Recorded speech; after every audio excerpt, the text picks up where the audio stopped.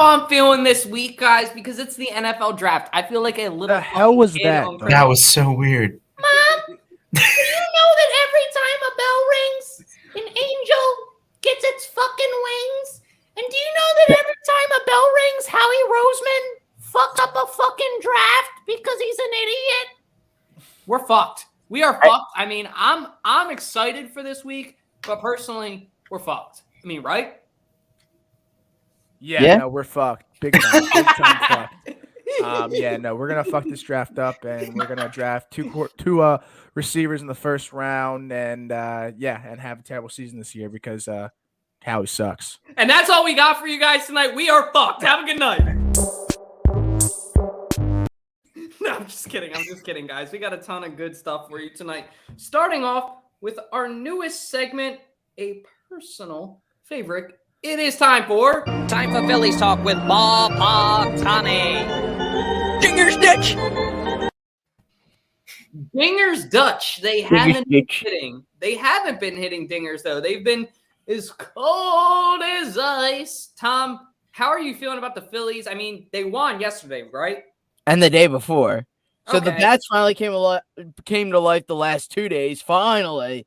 Hey, I got to go to last night's game. Had 8 wieners. Thank you very much. Dollar dog night, boy, baby. Tom. Dollar dog night. Okay. The only night I can afford to bring a date with me. I'll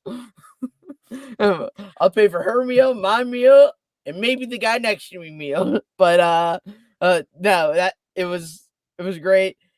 But Angel Hernandez, he certainly didn't help. He probably was the spark that lit this fire the last 2 nights. And even tonight, so far, that's 5-3, which is a nice surprise. But Angel Hernandez was absolutely brutal. That might have been the worst performance of an umpire I've ever seen. Like, it's kind of bad when even Mets fans are going, oh, dear God, that was horrible. Like, the whole baseball world watches Sunday Night Baseball, and everyone had the same opinion. The Phillies got hosed, and the Brewers even got hosed by Angel Hernandez. Brewers players after the game were commenting about how bad he was, and they won. How much were you cussing at the game? I was cussing a lot. Now, were the dogs making it any easier on the Phillies sucking? Just curious. Were the dogs making it any more? Well, they didn't suck bearable? last night, so it just made it even more enjoyable. Oh, okay. So that's why I was going shot for shot. They were scoring a run. I was eating a dog. Oh, they got to 7 runs. I got to 7 dogs. They got to 9 runs. I got to 8 dogs, and then I couldn't fit anymore. Hey, and you kind of went viral on our TikTok a little bit too. Not super duper viral, but I mean, you did get a pretty fair amount of likes. Let me see if I can screen share this real quick for you guys. Can you guys see that on your end? Yep. Cool. Look at this guy's face.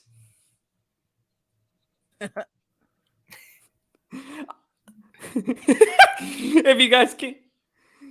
He said, I effing love this place on Dollar Dog Night. You look like a kid in a candy store, and it makes me so happy to see because personally, Tom, in my opinion, I agreed with Schwaber when he freaked out on this. I don't play a lot of baseball, but I did play a fair amount of the show in college. No, you do, dude. You look like Squints, buddy. Oh, well, yeah, back in my day, I did play for the Sandlot. Thank you for bringing that up, Jack. I am Squints, Wendy Palladorus, if you're watching. I'm sorry, Wendy Peppercorn. Palladorus is my last name, all the P last names. But Wendy Peppercorn, if you're watching, what's up, baby? Anyway, as cold as ice, for sure, man. Like, it has been unbearable to watch. But the fact that Angel Hernandez is fucking, that smug-ass fucking smile in his car, get the fuck out of here. Like, you know exactly what you're doing when you're pulling out of Citizens Bank. You know what you did. Like, you're about to be publicly executed. And like I said, I haven't played a lot of baseball, but my fair share of the show in college has shown me that shit was a fucking ball and a half. That was one of the worst calls I've ever seen. They said he only called right 85% of the game. Some people go, oh, 85%, that's a lot. No, like when you call a game that's bad, it's like 95%. You should be making 99.999% of the calls right. So it was a disgrace to baseball. get him out of baseball. I'm not a fan of it personally, in all seriousness. And the fact that he smiled after personally rubbed me the wrong way. What do you think, Jack? That smile is like the smile I do when I take a big, massive dump in the toilet. But I mean, he knows what he was doing, and Yep. especially in Philly, come on, dude. Like, you gotta call a game fair and stop fucking up. It's your job. You have one job, dude. One job to do that. Call the right calls. That's all I really have to say. No, that's a very, very good point. You got one job, bro. Declan, you're a Phillies fan, right? Yes, sir. I just packed up my Jamie Moyer jersey, moving out this week, so I had to make sure everything was nice and secure. But it wasn't even that he was calling it unfairly. It was that he was calling it badly on both sides of the ball. Like, he is the reason. Well, he and a couple other guys, but he especially is the reason that robo umps are going to be a thing pretty soon. Like that, just not even like the sheer volume of bad calls that he made, but the times that he made them, like the important points in the game. And I forget the website, but it's an umpire tracker, and it gives like an umpire scorecard. He missed like 4 big calls that swung the momentum of the game, and it was just obvious. He had, to that point, the largest miss on a strike call, where it was like, I forget, 4 or something inches outside of the zone. 6.42 inches off the plate. Yeah, it's just it's unbelievable. And it's been years that this guy has been terrible. I can't stand it. It frustrated the heck out of me. But I'm glad they got some sort of spark, because they needed it bad. No, they did need it, and it's been long overdue. Maybe, Declan, do you think the fact that Tom's there smashing hot dogs has to do with the Phillies' success? Those two are reciprocated of each other, or contingent on each other? Look, I'm not going to say that he's the direct cause, but I mean, the numbers speak for themselves, okay? This guy ate 8 hot dogs in the name of Phillies baseball. There's really not something that ranks higher than that, clearly. And I mean, they got 9 runs. Like, something must have worked. They knew that Tom was in the building. They knew that hot dogs were $1. It's a big night for Phillies baseball, just the sport in general, and they showed out. They did, and it was definitely fun to see them bounce back. And I know that Tom had a nice little date with Erin. Shout out to Erin for her support. Tom's GF, his lovely lady. I love you, Ditch. I love you. I love you, Ditch. And one person, Tom, I love you, man, about is AJ fucking Brown. Tom, I'll let you take this one first. And after this, guys, we're going to have to do our Jack trivia. Jack's going to ask the same question we asked last week. We're just going to actually give you the answer this time. So, actually, do you want to do it now, Jack? Do you remember the question? Should we just get out of the way? Hold up. Keep going with this one. All right, cool. Make sure you have the question. Anyway, Tom, you can take this first, but AJ Brown and Jalen Hurts, they were working out. Jalen Hurts went to Brown's son's birthday party. What are your thoughts on this? And is this a good look for the Eagles? Like, if he were to actually come, I'd love it. But I just don't see him coming, like, to the Eagles. Like, I just think this is if I'm the Titans, I'm not letting him go. Like, I think we're reading too much into this. Guys are friends across leagues all the time. Like, Bryce Harper and Chris Bryant, 2 superstars of baseball, are like best buds and do everything together. They're not on the same team. And when he had a chance to come to the Phillies this offseason, he didn't. And then you have guys like this. Like, there's friends within all the leagues across that are on different teams. And they show up to each other's different family events and whatnot. I think we're reading too much into this. I think they'll just forever be workout buddies. I don't think they're ever going to be on the Eagles together, unfortunately. You think we're looking too far into it? Yeah. I don't think we are. I think you are, Dalton. You're getting all I'm getting worked up. Oh my God, like, this is gonna be the shit. No, listen, guys. It'd be awesome if he came to the Eagles, but there's no shot he's coming to the Eagles. I mean, we can say that Jalen Hurts is gonna be a better quarterback this year because he's practicing with Tom Brady. But is he going to? No. So we're giving our hopes up way too much. I don't think he's coming to the Eagles at all. But I hope he does. But pull the brakes a little bit because this is not happening for sure. I don't know about that. I think personally, I'll play devil's advocate real quick. Don't fucking pull the brakes. Step on the fucking gas, Howard. Like, if you can go out and get one of these top wide receivers, I mean, I've been really, really apt to getting a veteran wideout versus drafting somebody, unless it's Drake London. But AJ Brown, I think, is one of the best contested catch wide receivers, physical. What we need, I've been saying it all year. He's like the ideal candidate, in my opinion. And the fact that him and Jalen Hurts have some good chemistry, they're buddies. I really like that factor behind it. So it seems like A.J. Brown wants out of Tennessee, but at the same time, it seems like a lot of players want out of a lot of places and not a lot's happening. Maybe that will change after the draft, but if draft night, if you can make some kind of a trade, maybe with the Titans and give them a pick to move up to get their guy, and you can acquire A.J. Brown and finesse them and bring in a guy, and then you just stay at your other pick and maybe select Nakobe Dean or something, now we're cooking with gasoline. That's two guys that can completely change the aspect of the game. Yeah, we'll get into our draft takes later, but I love this guy. What were you saying?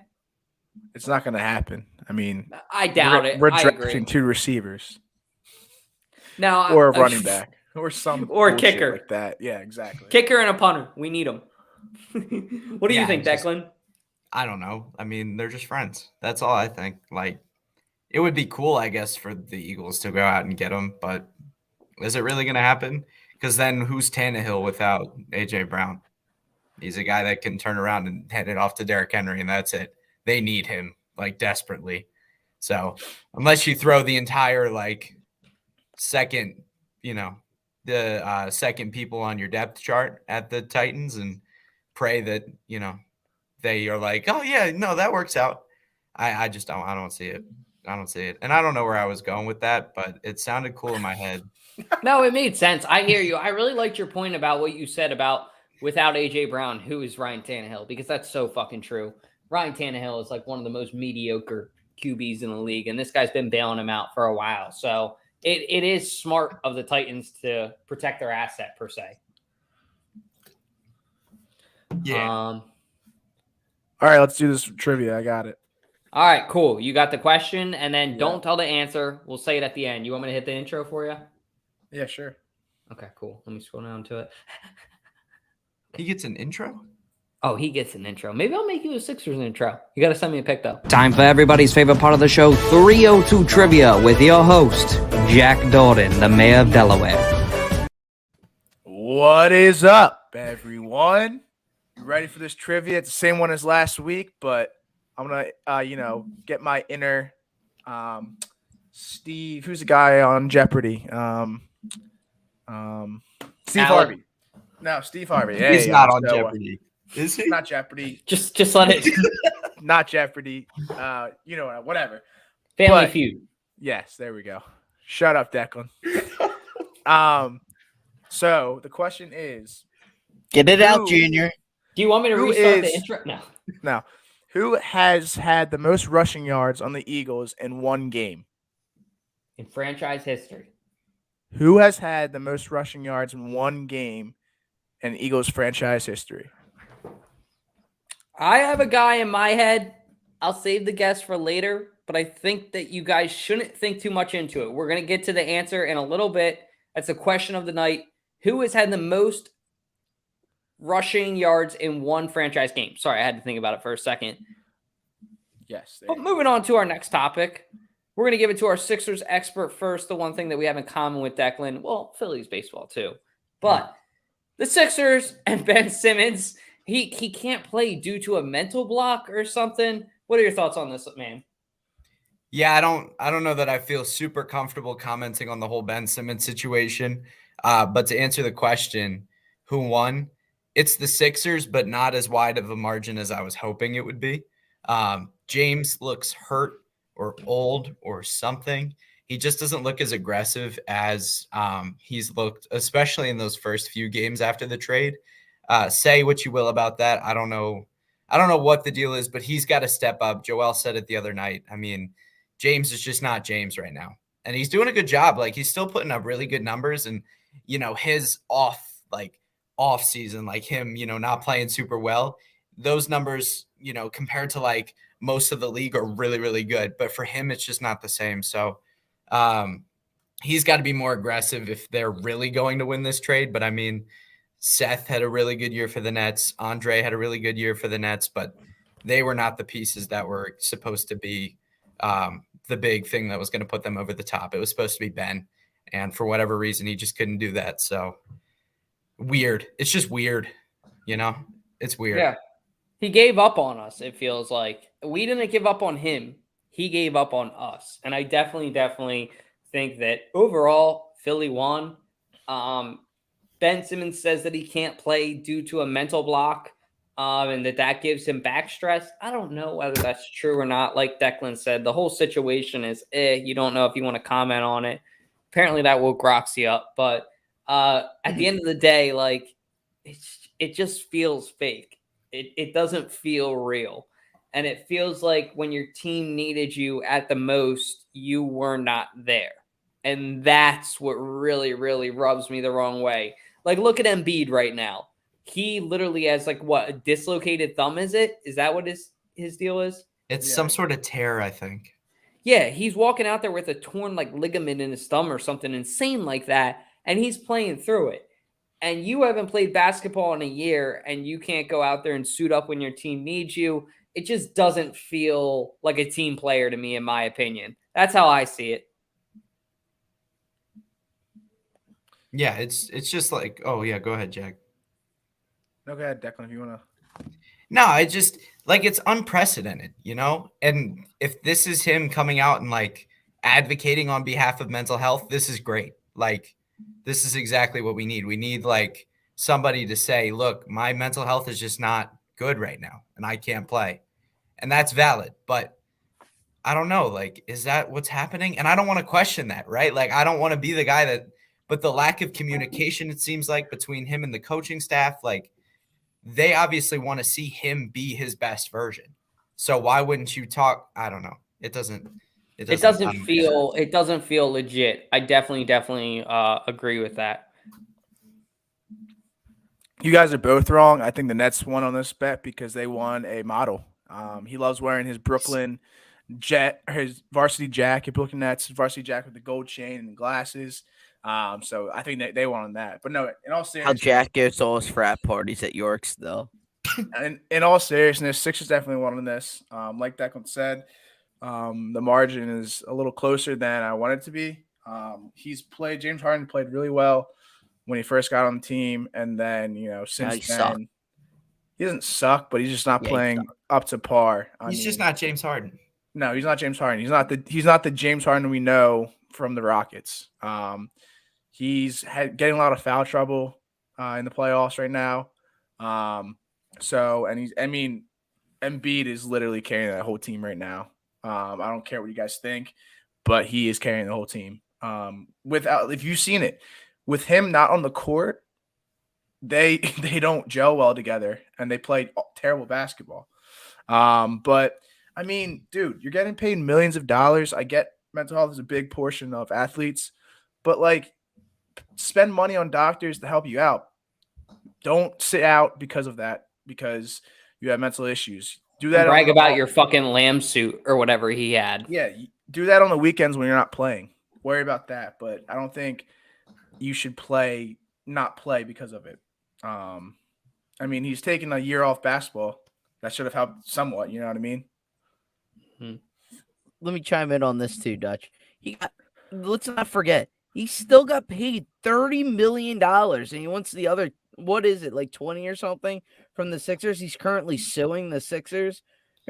So apparently he doesn't have mental issues enough that it would prohibit him from following up on a lawsuit when it comes to getting his money.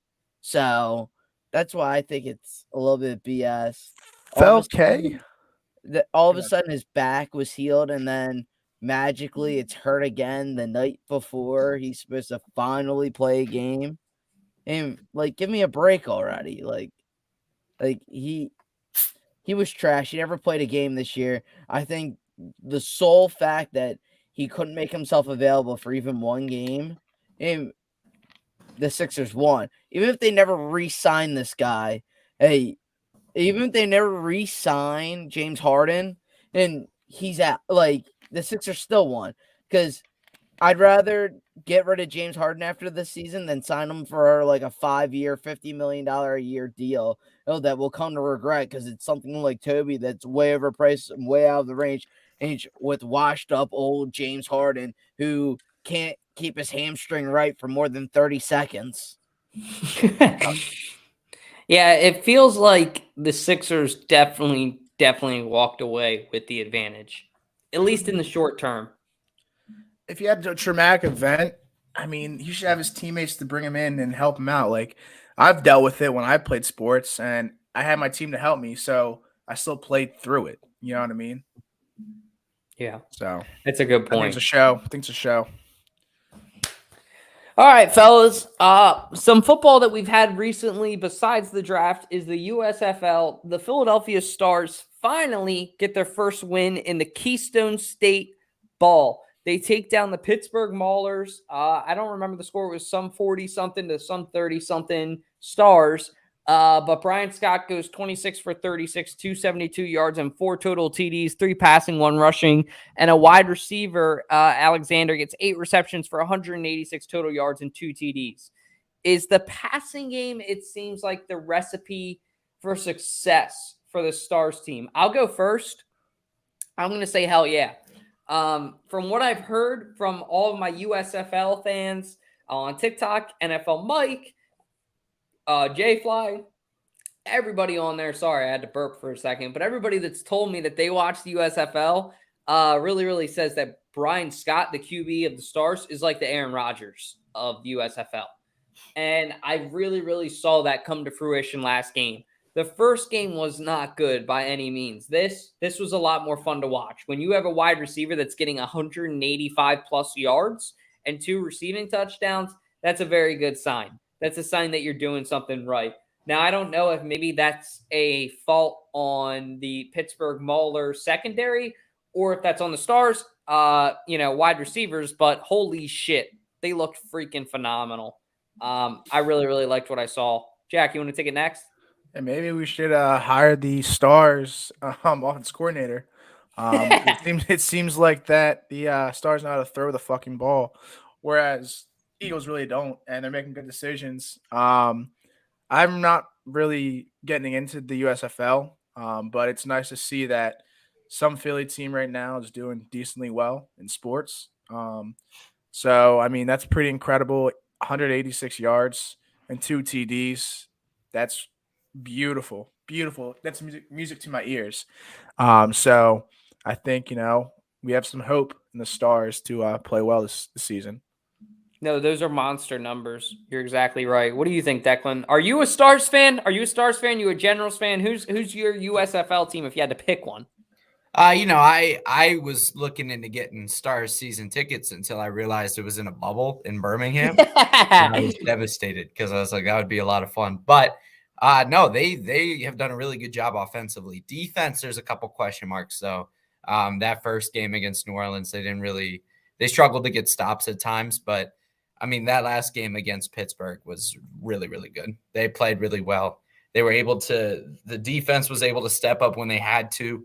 And I think that was the most important thing. But yeah, their pass game is unbelievable. It's like surprising. But I think they can really make do some damage here in the USFL. We'll see what happens though. I'm thinking about getting a jersey. I was trying to get a crew neck, but they didn't have crew necks. So we're like, so nice. You're a Stars fan for sure? Absolutely. The yellow is a little ugly, but it's like, I agree. What do you do about it? Yeah, it feels like Washington vibes, kind of, in my opinion. I really would have loved a nice red, white, and blue for the Stars. That's my personal take. What are you thinking, Tommy? Well, hold on, quickly on the colors. Those are the colors from the 80s, so right. they're just bringing them back. Update them. I'm gonna fucking buy the team one day and change it to fucking cosmic blue and purple, so it looks sick, or red, white, and blue. Not fucking Redskins, fucking yellow and red. Ugh. If it was more gold, it would be nice, I think. How old are you? 3? No, I'm fucking 4.5. Girl? My God. Come on, that's way better than this. No, this is better. Wait. I like the mustard yellow and McDonald's ketchup. Yeah, I was gonna say, you want a fucking McDouble or something? Christ. In the middle of Yo. summer red. I hate them. I have I a love funny meme to say, and it's a picture of Ben Simmons. And the comment is, Well, we're past Ben Simmons, Jack. I Let know, him but say I him. just- Let him 5 say it. minutes late. she said, it says her, I need a guy that doesn't play games. And then it says me with Ben Simmons on the sideline. It's funny as shit. Oh my God, He Jack. does fuck around like that. Anyway, Tommy boy, what do you think about the Stars' success? I'm glad they're having success. It's good to see. I'm glad they're the opposite of the Eagles. That can actually throw the ball. Possible Jalen Hurts replacement. Just saying. Just want to put it out there. I know the competition isn't the same. It's just a joke. But It was so funny. I forgot to laugh. oh my God, Jack! Jack, you're so cool. I forgot to put on a shirt just like you do every weekend at your frat parties. Oh,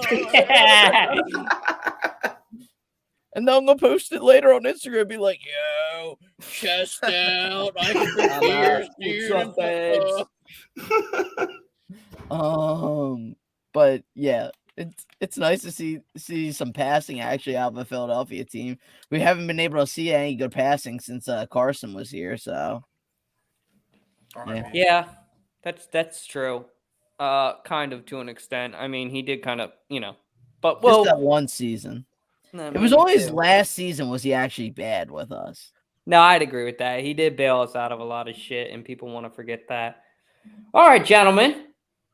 Let's just get the negative out of the way. Doc Rivers has got to fucking go. It's clear. It's evident. Anybody want to take it first? I think our Sixers expert should. Yeah, let's give it to our Sixers expert. Look, I've said it on this show before. Glenn is probably one of my least favorite people on earth. That's an exaggeration, I guess, but I do get really frustrated. I literally, when Joel hit that game winner in Game 3, I was like, wow, that was a really nice play design by Doc. And then he got to his press conference and went, yeah, actually, Joel said that he should run this part instead, and he went out and did that. And I said, well, okay, well, there goes my little credibility I was willing to give to him, and then it was just right out the window. So that's a little frustrating. But he just stinks. And I don't think it'll happen. I don't think the Raptors will come back 3-2 or 3-0 and win the series. But if it does, and even if it doesn't at this point, but if it does, there is no question he has to get fired, and they have to move in a different direction. There's no more excuses. He's just so frustrating to watch as a coach. He gets in the team's way. It's not. If Philly is going to make moves like getting James Harden and like actually trying to invest in winning now, they have to put their money where their mouth is and get rid of him and go out and get a real coach. That's how I feel. It's frustrating at this point. No, it's really fucking frustrating, and it's really painful because it feels like, in my opinion, feels like we're wasting Embiid's time. It feels like we're wasting Harden's time. It feels like we're wasting all of these pieces that we've put in place. Even Toby, as much as I hate to say it, yes, we overpay Toby, like you pointed out, Tom, but even Toby we're wasting all because this guy. I actually really liked Doc Rivers for a little bit because when I was younger, I used to be a Celtics fan. No, of course.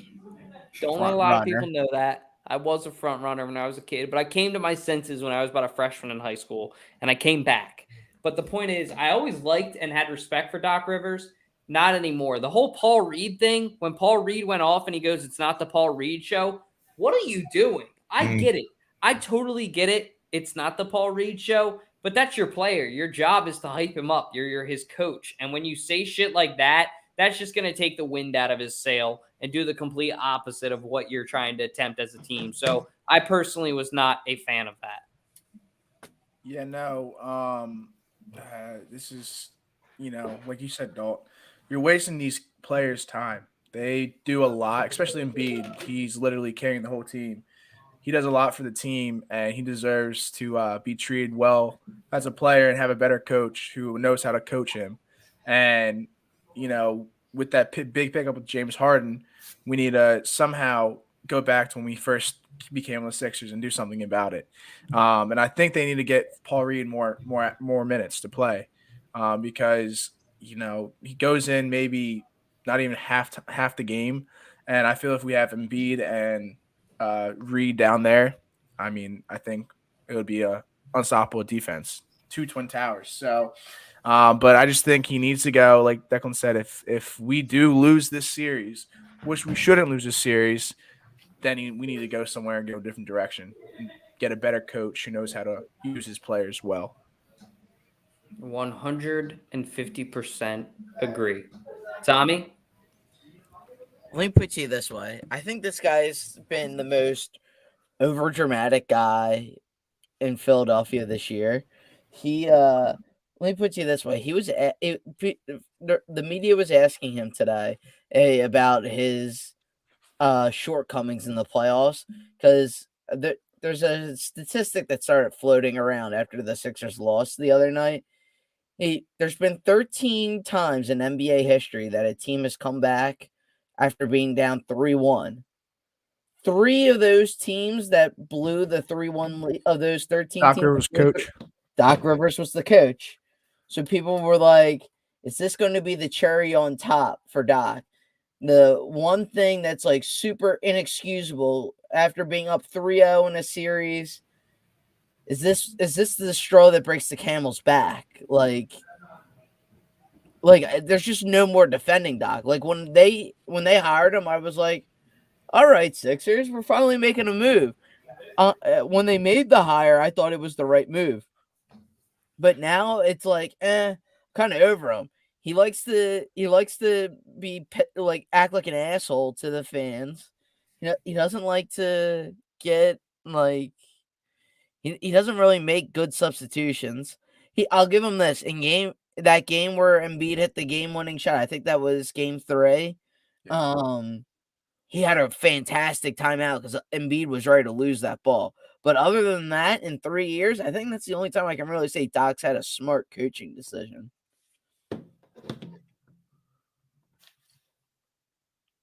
Yeah, that's all I have to say. Yeah, it's been a long, painful, interesting 3 years, and he's definitely got to go. I'm tired of wasting these players' time. I'm tired of wasting their energy. I'm tired of wasting our money. And most importantly, I'm tired of wasting the city of Philadelphia's time. We're due for another championship.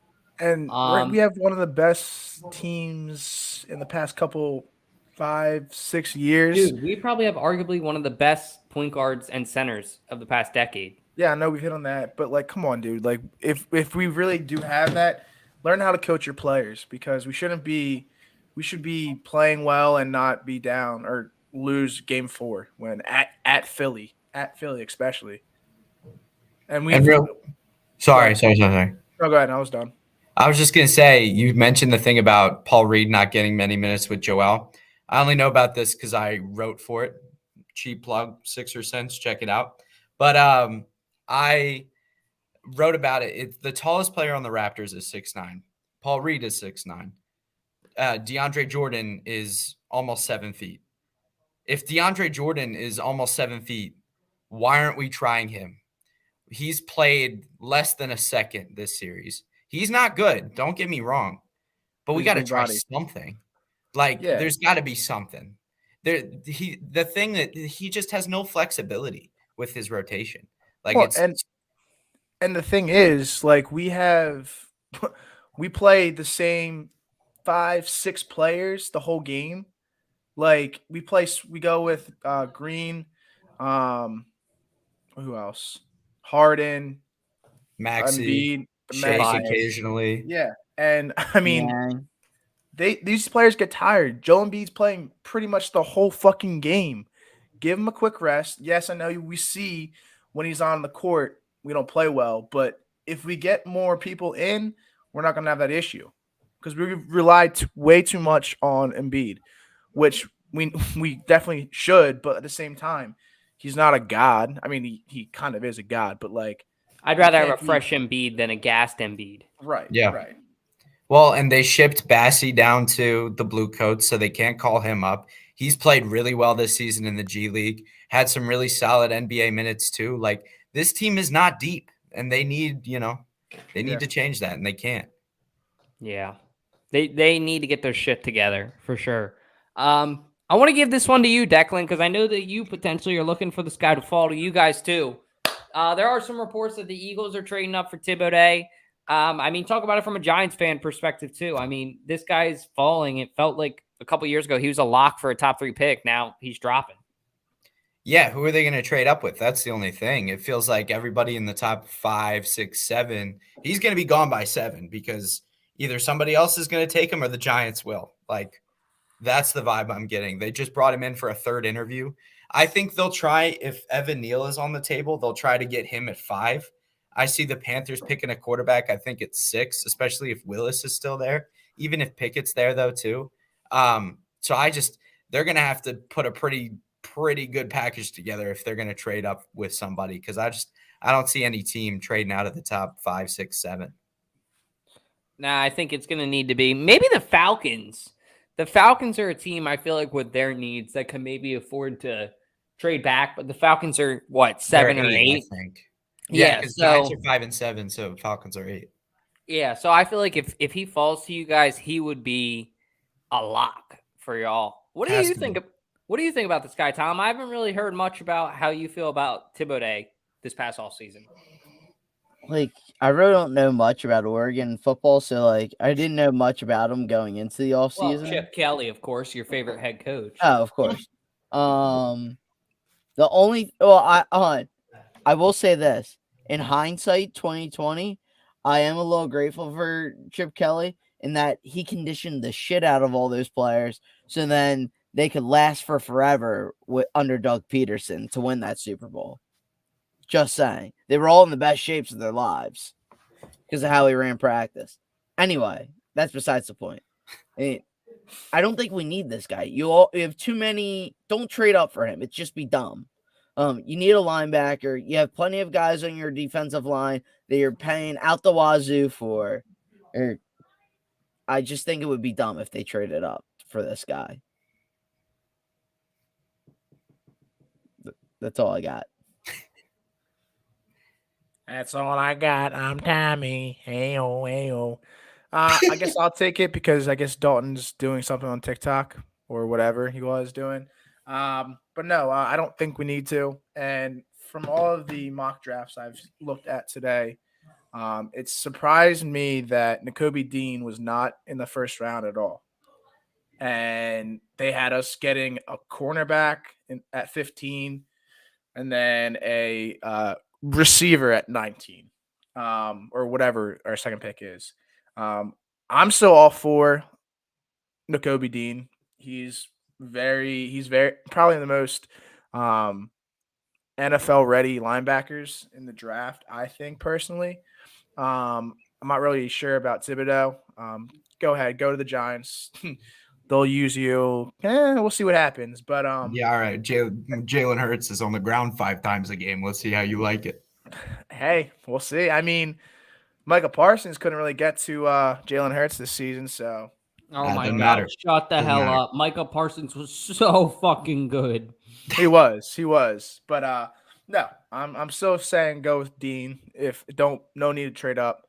But we will see what happens. Like I said earlier, Howie will fuck this up no matter what. We know how he drafts, and we'll probably get 2 receivers in the first round. So, but we definitely need to be smart when we draft with this draft coming up. It feels impossible though. Like, there's so many positions in this draft that you could go with, and it doesn't feel like you'll mess it up. Even for Howie, like that would be super Howie hard. still will find a way to fuck it up. Yeah, he'll give up Jalen Hurts in the process of trading up for Thibodeau. We'll take 1 step forward, 2 steps fucking backwards with his. Could have got CeeDee Lamb. But hey, they thought you guys thought Gardner would be a starter, you know? No, maybe that's not the worst thing. I love Minshew. Minshew still got it, baby. We need to fucking trade him at his highest value. But if the Eagles trade up for this guy, that would be amazing. I'm a huge fan of edge rushers. I take a linebacker, take an edge rusher. We have defensive ends. We don't have edge rushers. We have Hassan Reddick, and I think that he's good. But Kaiser White is a traditional middle linebacker. I personally want Nakobe Dean, and we'll get to that. But if you can get this guy and you don't have to give up a lot to get him, it's a steal for the Eagles. He can be that type of generational player that you see every once in a while. I don't think that he's the best edge rusher in this class, but I think that he's the biggest boom or bust. And talking about our draft picks, we will move on to our next topic in our personal mocks. This is what everybody had on the podcast tonight for who they got. So I'll just read them off real quick. Tommy had Nakobe Dean going number 15 and Derek Stingley somehow falling to the Eagles at number 18. I had Nakobe Dean going number 15 and Drake London somehow falling to the Eagles at 18. I know both of those are crazy, those number 18s. Declan, more realistic with the Eagles having Lloyd fall at 15 and then snagging Linderbaum just before maybe the Cardinals or Cowboys at 23 and 24. Jack had Nakobe Dean going number 15. Seems like there's kind of a consensus there for what we think. Hopefully fucking Howie sees it too. And Chris Olave with his second pick. How are we feeling about these picks, boys? Anything we disagree with, agree with, don't like? Olave's not going anywhere near 18. Neither is Stingley, though. Yeah, neither Stingley. I don't think Stingley's even close to falling to 15. Stingley's like top 7. I don't know. What? You think Olave is going to get picked up earlier? Oh, God, yeah. I think Olave's going to fall to the Packers, personally. And I don't want him. I don't want him personally. I think he's like, the 4th or 5th best receiver in this draft, in my opinion, at least right now. I don't want him. There's a lot of good receivers. So, like, if we we ended up not getting him, it wouldn't be the end of the world. If we could get Jameson Williams or fucking, what's the other guy's name? Shit. Who's the other badass wide receiver in this draft? Oh, Garrett Wilson. If we could get one of those two, I'm fine with it. Other than that, or Drake London. Other than that, I don't want any of them. And the only reason I want Drake London is because he's like the physical wideout that I want. But last time we drafted somebody from USC, wideouts. I do. I love the physicality. And yeah, you're right, Jack. Don't bring up the A word, Aguilar. Yeah. Hey, he played really well for other teams.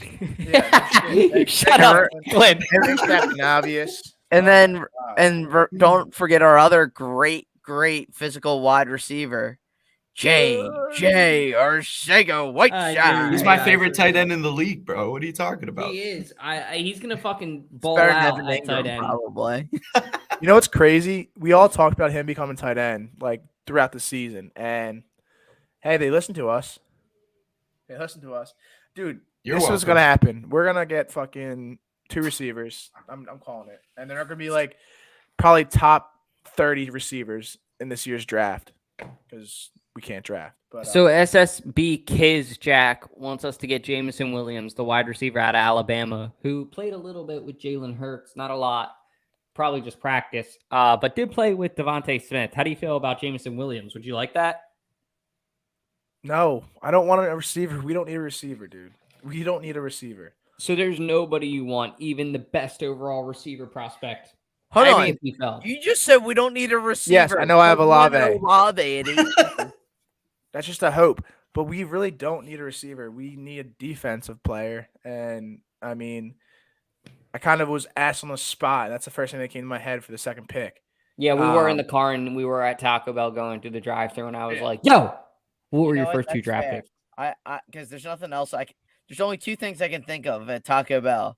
My $5 fill-up box, and then the shit I'm taking afterwards. Yep, don't worry. I had that after my Taco Bell, so it hurt. Guys. Fair. I'll give you a pass this one time, Jack. I'm surprised you guys didn't think of Linderbaum, though. I thought that'd be more popular. I have no idea who that is. I think he's a center from Iowa. We have Dickerson to be our replacement center, or at least we're looking to try him out for a year, and that won't happen for another year. So I think that they'll hold off on center, even though Linderbaum, I think, would be the ideal replacement. I just think that the Eagles won't pull the trigger on him. I should have put him on this graphic on the likely candidates because they could draft him. I think he's up there. But guys, the Eagles are looking at some of our prospects, some of the likely candidates on the left. some of the trade-up candidates on the right. I'll just take this one first. What I'll say is this. If you can trade up for Derek Stingley, Kyle Hamilton, maybe Thibodeau, do it. Otherwise, I wouldn't. I don't think that Evan Neal, I don't think you need to tackle that much with Lane Johnson and Jordan Mailata. Sauce is good. I just don't like Sauce as much as I like Stingley, and I very well might be wrong on that. The two are very close right now where they're at in the draft. Maybe that's because I'm an LSU fan, but LSU is defensive back university. Patrick Peterson, Tyrann Mathieu, Jamal Adams. I really, really think that Stingley's going to be a baller. And if the Eagles can get him, that would be awesome. Otherwise, on the left, the number one guy that I want is Nakobe Dean. I want a linebacker like we all do. I'm tired of it. I'm tired of putting a Band-Aid on the problem. Rip it off. Let's have fun. Let's get Nakobe Dean. Devin Lloyd, I'd be very, very happy with, too, because of versatility. Jordan Davis, I'd be happy with. What? When's the last time we drafted a linebacker in the first round? Oh, in the fucking 70s, dude. It was a while back. Maybe in the 90s, we drafted some guy, Mike Mamula, but I don't know if that was in the first round or second. But overall, Nakobe Dean is the guy at the top of my wish list, and Drake London's the bottom. That's my personal read on it. What are you thinking, Tom? First off, I just did a quick Google search, Dutch. You were right. 1979 was the last time. Shit, that was a long time. Who was it? Did it say? Haven't drafted truth. That likely won't. Kazir was. No, it's all good. Say. It talks about who the Eagles were picked up the last 2 or 3 years. Well, who do you want the Eagles to maybe trade up for, or would you rather stay put and take two guys with the likely candidates? What do you think? I think they have so many holes to Josh.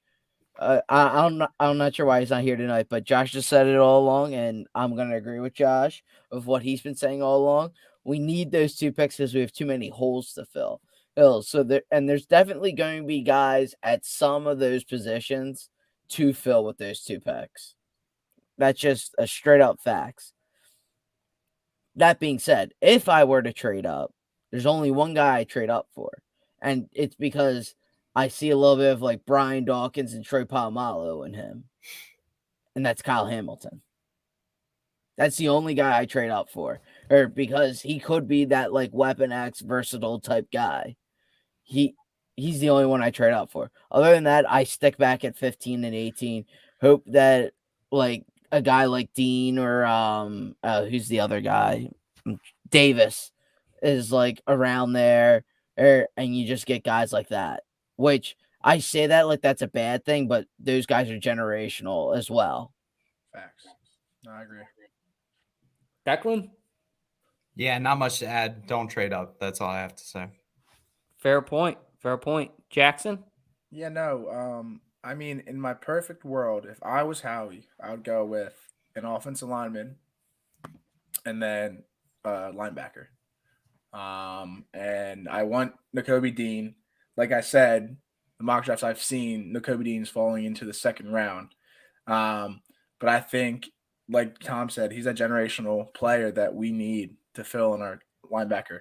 I think he would work really well with Kazir White, and we'll have some kind of protection and that kind of rush with Nakobe Dean. And then, I mean, I didn't know about Linenball, but I mean, maybe if he drops because, Kelsey's done after this year. Dickerson's going to fill up. And then if Dickerson, I think Linenball would be a good backup for Dickerson. So I would not, I'd like Tom, I would only trade up for one player, and that's Kyle Hamilton.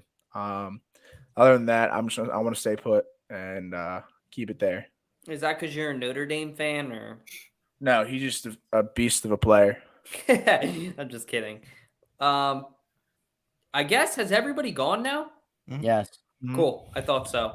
All right. I guess last but not least, guys, we have our final topic of the night. Fingers crossed for the Eagles in the draft. We'll see who they take. I'm sure that we'll have content for you guys. If you aren't, follow our TikTok at 302birds. Follow our Facebook at 302birds. Follow our Instagram at 302birds. Follow everything at 302 Birds, and that will be the best place to get your draft coverage to us reacting live. I guess, Jack, do you want to give us the answer to the question? I'll let you ask it one more time. Oh, shit. Sorry. Time for everybody's favorite part of the show, 302 Trivia, with your host, Jack Dorden, the mayor of Delaware. I think the answer. You got to read the question one more time. Read it one more time. Who is the running back? Who has the most rushing yards in one game in Eagles franchise history? And I want to say, I could be wrong, but I think it was Shady McCoy during the Lions game. That's what I thought. I don't know if it was during the snowball, but it was definitely Shady McCoy. I think it was during the snowball too. I personally agree with you. I don't know though for sure, but it was LaShawn McCoy. He had the most rushing yards in a game for the Eagles. Let us know in the chat if you got that right, if you knew that. Did you see what John Clark tweeted? No, what did he tweet? Let us know in the chat. I would love to see that. It was Jameson Williams. Was the Eagles told him that they wanted to draft him? Oh, I don't know how I feel about that. I really don't think wide receiver is a huge need for us with Quez and Devonta. That's just how I feel. But anyways, top tier board games, gentlemen. Our fun topic of the week. I was not a big board game guy as a kid. I mean, I played them from time to time. My favorite board game actually isn't even pictured up here. Jack knows it. It's a little game that we play a lot at the shore called Taboo. Taboo is a fun game. Play with your family. It's basically a type of charades. That's my top tier board game personally. Battleship's cool. Monopoly's okay. Uno's fun. Sorry's cool. Trouble's cool. Mousetrap's cool. But Picture fucking Rica. Picture Rica's the shit. So if you get to pick two, just for context, guys. So, and it can be any two board games. I'm going with Picture Rica. Well, timeout. First off, Taboo. Uno's not a board game. Yeah, it doesn't have a board. Oh, well, I'm sorry. What's your favorite just fucking game to play with family and friends? I guess it's not a board game, but I consider all of it a board game. Anyway, Picture Rica for me. That's definitely a board game. And then also I would have to say Taboo. Taboo, I think about it because it has cards, it has a buzzer. It could really be any type of game, charades, like whatever you got. But what's your favorite game to play with friends, family? We'll kick it to Jackson next. Well, guys, you guys know that I'm a big golfer, right? No, we didn't. No, I didn't. All right. Well, yeah, I play golf all the time. Douchebag. One of my favorite things to do, I will tell you, it's Monopoly, but it's the golf version of Monopoly. That brings back childhood memories because when we would in the summertime, my family and I would, when we lost power or it was pouring in the summertime, we would play that game and we would play it for like 4 hours. It's a long game, but like it has all these big courses that I hope to play. It's the same kind of concept as Monopoly, but it's just golf courses. So that was so weird. Oh, yeah? Yeah. I've never heard of that. I don't know if you're being sarcastic I or not. think you're making that up. I don't want to call you a liar. No, it's called Golf Monopoly. And then my second game, I'm a big fan of Battleship. Battleship is like when we had indoor recess at our elementary school, we would play that, or even Yu-Gi-Oh too. When it was raining outside, indoor recess. So those two are my favorite games to play. Bringing back memories for sure. Fair answers. Declan, what do you got for us? Well, Golf Monopoly sounds fun, but I feel like Jack would kick my butt at that. I'm what gonna about roll Golf with Picture Rica or Golf Uno.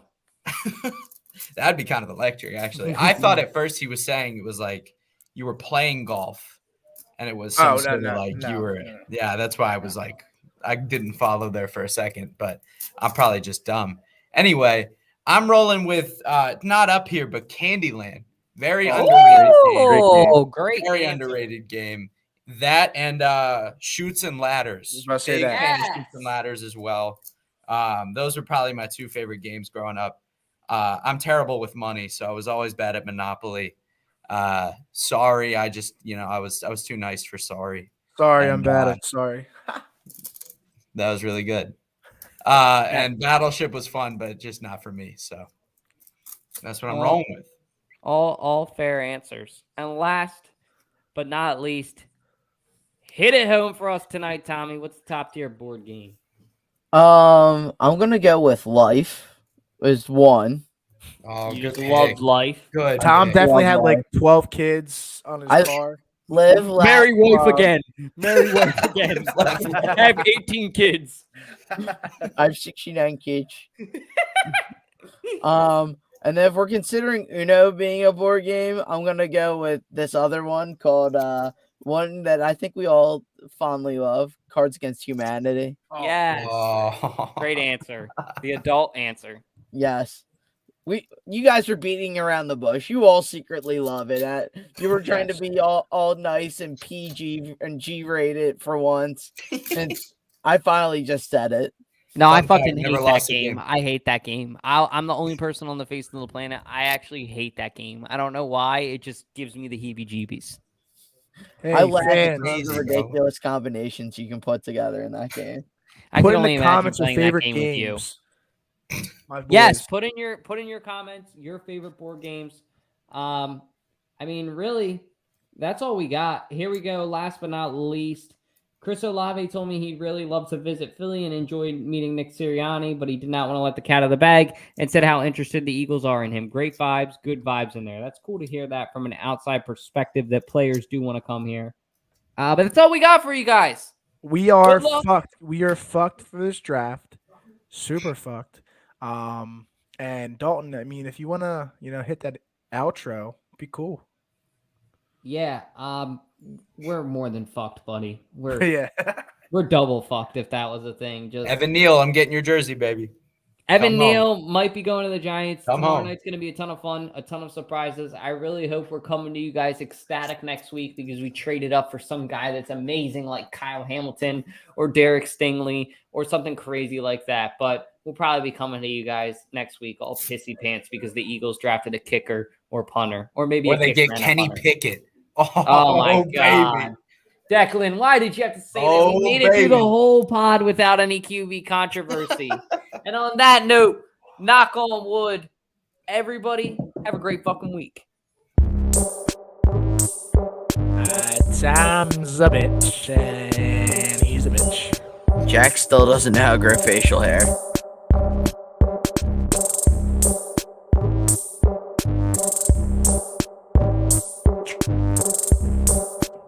Poorly. I hope the Giants draft poorly there, Declan. That was mean of